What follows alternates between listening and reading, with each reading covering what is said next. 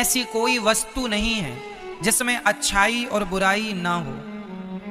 एक पत्थर में भी अच्छाई और बुराई है, हाँ या ना?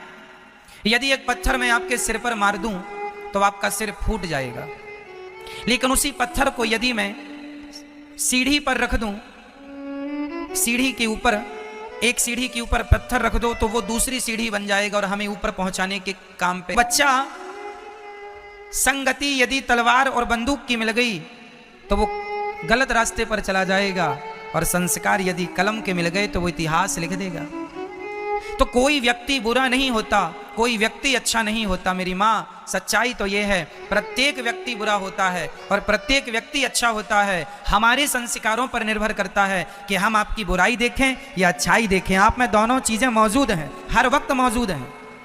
24 घंटे आपके अंदर अच्छाई भी मौजूद है और 24 घंटे आपके अंदर बुराई भी मौजूद है। अब हम आपकी क्या देखना चाहते हैं ये हमारे संस्कारों पर निर्भर करता है।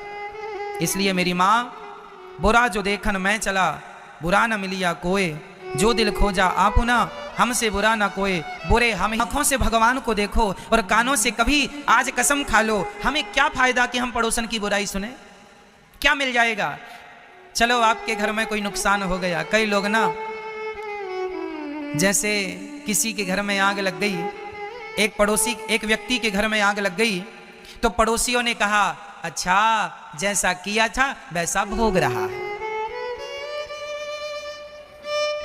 किसी के घर में आग लगी और आपने उसके लिए ये शब्द कह दिया कि किया होगा पाप तो भोग रहा है।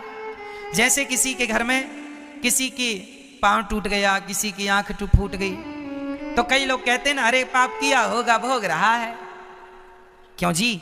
ये तो सत्य है कि पाप का ही परिणाम है, लेकिन तुम कह रहे हो इसका अर्थ है तुम भी उसके पाप के अब भागीदार बन रहे हो।